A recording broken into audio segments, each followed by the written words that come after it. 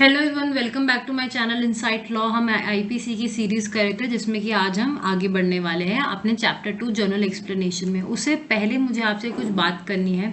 अगर आप अपने घर पे रहते हुए वर्क फ्रॉम होम करते हुए अगर किसी भी गवर्नमेंट ऑथोराइज्ड कंपनी के साथ काम करना चाहते हैं तो आप मेरे डिस्क्रिप्शन बॉक्स में एक आपको लिंक मिल जाएगा फॉर्म का, आप उसको फिल कर दीजिए। आपको सारी डिटेल्स बता दी जाएंगी, गवर्नमेंट सर्टिफाइड है, कुछ भी फेक नहीं होगा। आप काम करना चाहते हैं तो आप वहाँ से कर सकते हैं। एंड अगर आपको डेली बेसिस पर काम करना होगा थोड़ा थोड़ा सा, and you will get a monthly earning for that. अगर आपको ये करना है तो आपको डिस्क्रिप्शन बॉक्स में नीचे एक फॉर्म मिलेगा, आपको वो फॉर्म फिल कर देना है। एंड उसके बाद जो भी डिटेल्स होंगी आपकी ईमेल पे और आपके फ़ोन नंबर पे अकॉर्डिंगली शेयर कर दी जाएंगी, ठीक है। और कोई डाउट हो तो आप उसी फॉर्म में आपको बाकी चीज़ें भी मिल जाएंगी, कॉन्टैक्ट डिटेल्स वगैरह आप वो बात कर सकते हैं वहाँ से। मूविंग फर्दर हम बात कर रहे थे आईपीसी चैप्टर 2 की, जो कि बात करता है जनरल एक्सप्लेनेशन की, ठीक है।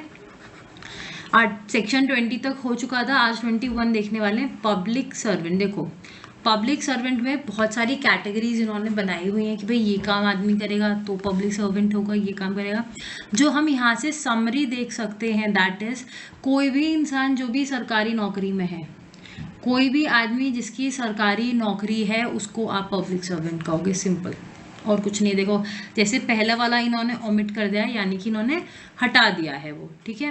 वहीं हम अगर सेकंड देखें, कोई भी कमीशन्ड ऑफिसर, चाहे वो मिलिट्री में है, मिलिट्री इज फॉर आर्मी, ठीक है, चाहे वो नेवी में है, चाहे वो एयरफोर्स में है, वो क्या कहलाया जाएगा? पब्लिक सर्वेंट कहलाया जाएगा।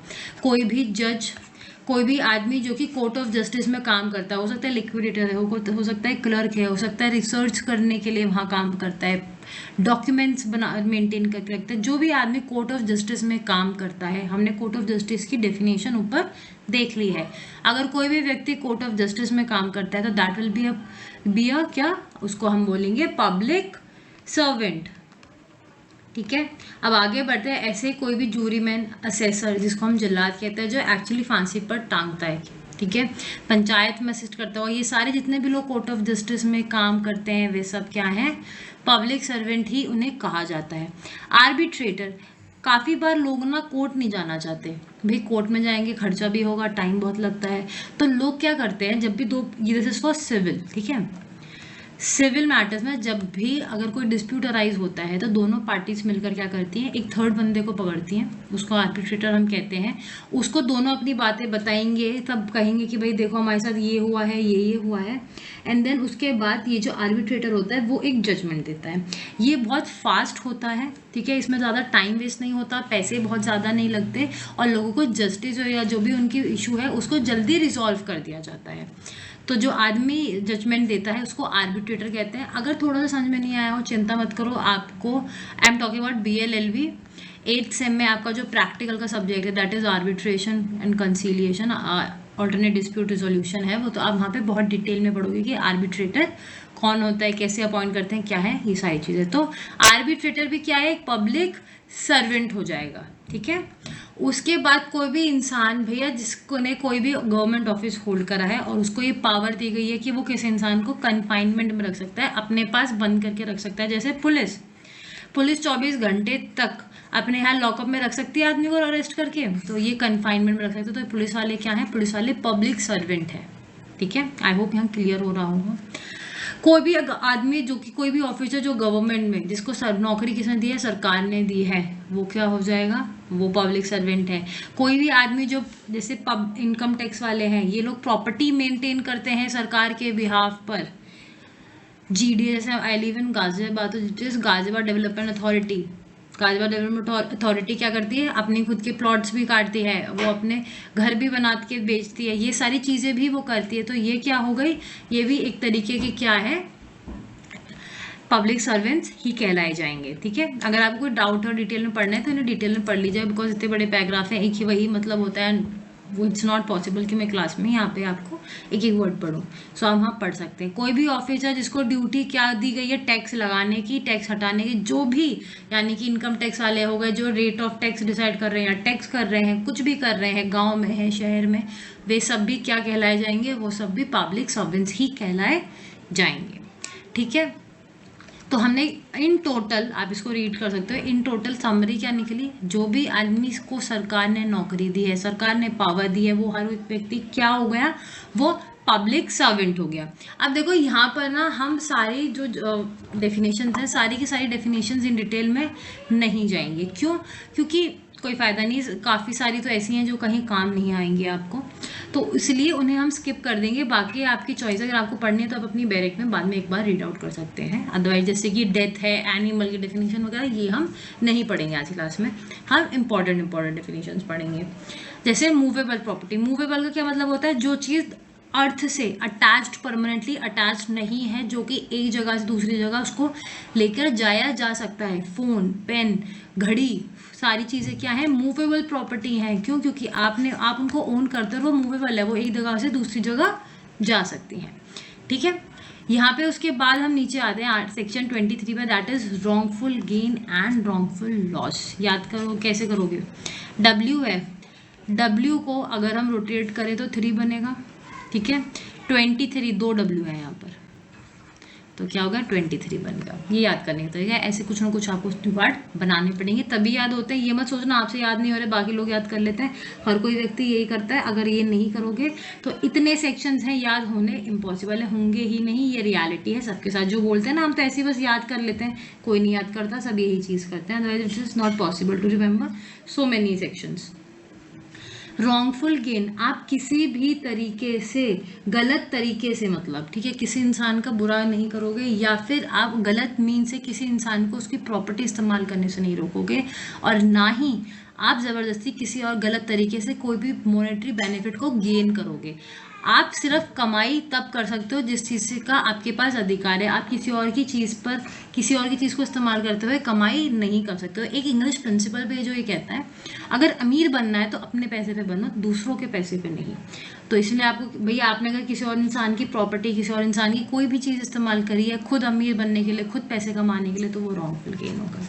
रॉन्गफुल लॉस, आपको पता है ये प्रॉपर्टी सी की है, लेकिन आप सी को यूज़ नहीं करने दे रहे, आप खुद यूज़ कर रहे, तो दिस इज़ रॉन्गफुल लॉस। आप ज़बरदस्ती दूसरे इंसान को लॉस करवा रहे हो, आप अनलॉफुल तरीके से उसकी प्रॉपर्टी पे कब्जा करके बैठे हो और उसको इस्तेमाल नहीं करने दे रहे हो अपनी प्रॉपर्टी। ठीक है, यहाँ पे दोनों में ही इंटेंशन होती है, इस बात का ध्यान रखना। डिसऑनेस्टी, नाम से हमें समझ में आ रहा है कि आपको पता है जो आप काम कर रहे हो वो गलत है, फिर भी आप डिसऑनेस्टली, झूठ बोलते हुए वो चीज़ करते जा रहे हो, जिसकी वजह से या तो आपको रॉन्गफुल गेन हो रहा है, मतलब आपको रॉन्गफुल गेन हो रहा है, दूसरे व्यक्ति को रॉन्गफुल लॉस हो रहा है। तो डिसऑनेस्टली। फ्रॉडुलेंटली में एक इंटेंशन होती है कि आपको पता है कि जो चीज़ आप कर रहे हो उससे सामने वाले का बुरा हो रहा है, उसका कोई भला नहीं हो रहा, उसके साथ गलत हो रहा है, लेकिन फिर भी आपने वो चीज़ क्या है, करी है। ठीक है, रीज़न टू बिलीव पर आते हैं। रीज़न टू बिलीव 1 2 3 4 5 6, 6 अक्षर हैं, 26 का 6। ठीक है, ऐसे याद कर सकते हो आप। A person is said to have a reason to believe, अगर किसी व्यक्ति के पास कोई भी सोर्स था इस बात को जानने का, या फिर उसके पास कोई भी इतनी सफिशिएंट चीज़ थी कि उसको ये चीज़, कोई भी इंसिडेंट, कोई भी एक्ट, कुछ भी चीज़ पता हो सकती थी, तो उसको रीज़न टू बिलीव कहा जाता है कि भैया इसके पास इतना जानकारी थी कि इसको ये चीज़ पता होनी चाहिए थी। ठीक है, उसके बाद 27 इज नॉट इम्पॉर्टेंट, 28 कुछ ज़रूरी नहीं है। डॉक्यूमेंट का मतलब आपको पता है, कोई भी इसमें चेक भी आता है, इसमें जितने भी नेगोशिएबल इंस्ट्रूमेंट्स है सब आते हैं, कोई भी लेटर, कोई भी फिगर जिसकी कुछ इंपॉर्टेंस है, वो चीज़ डॉक्यूमेंट के अंदर आती है। ठीक है, लेट्स मूव फॉरवर्ड। अगर आपको डाउट है तो आप ये इलस्ट्रेशंस पढ़ सकते हैं, आपको वहाँ से डाउट क्लियर हो जाएगा। इसके बाद जो हमें इम्पॉर्टेंट आता है दैट इज़ 39। ठीक है, 39 आएगा इम्पॉर्टेंट हमारे लिए। उसके पहले कुछ भी चीज़ें यहाँ इम्पॉर्टेंट नहीं है।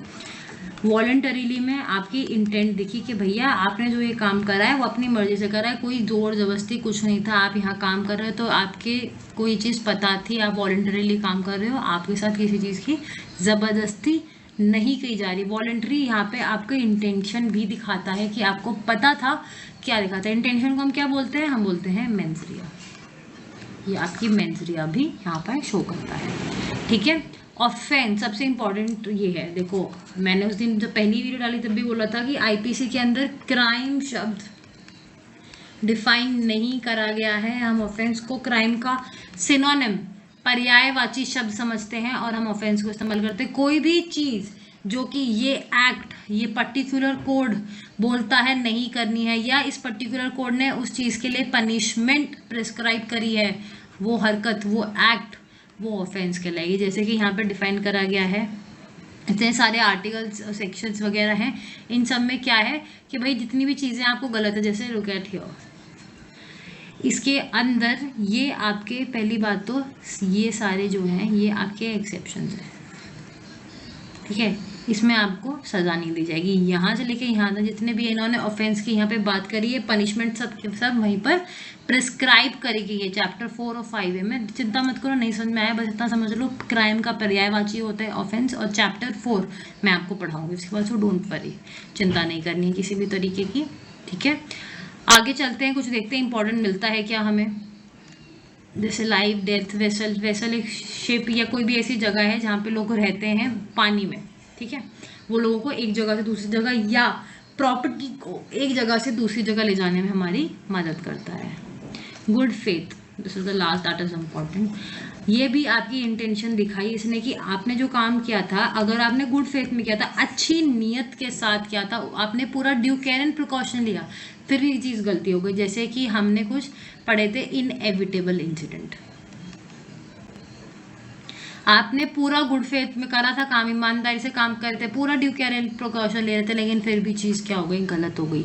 तो यहाँ पर है good faith, nothing is said to be done और believe in good faith which is believed without due and care. कोई भी चीज़ अगर आपने भाई पूरी ड्यू एंड केयर के साथ करी है तो उसको हम कहेंगे कि आपने वो चीज़ गुड फेथ में की थी। आई होप आपको वीडियो क्लियर हो गई होगी, जो उतना मैंने पढ़ाया है। आप एक बार अपनी वीडियो ज़रूर पढ़िएगा ताकि कोई भी डाउट अगर है तो वो क्लियर हो सकता है। और अगर आपको वो मैंने आपको जो काम बताया है, अगर आपको गवर्नमेंट सर्टिफाइड कंपनी के साथ काम करना है तो आपको फॉर्म जो है डिस्क्रिप्शन बॉक्स में है, उसको फिल कर सकते हैं। अगर चैनल पे न्यू है सो प्लीज़ लाइक कर दीजिए। एंड 19 सितंबर से हम अपनी क्लासेस स्टार्ट करने वाले हैं। अगर आपको ज्वाइन करनी है, आईपीसी का बैच है उसमें, so you can join that. आप उसके लिए मुझे कांटेक्ट कर सकते हैं, डिस्क्रिप्शन बॉक्स में ही आपको सारी मेरी email ID and everything you will get there, जिससे कि आप मुझे कांटेक्ट कर सकते हैं। Thank you so much for watching.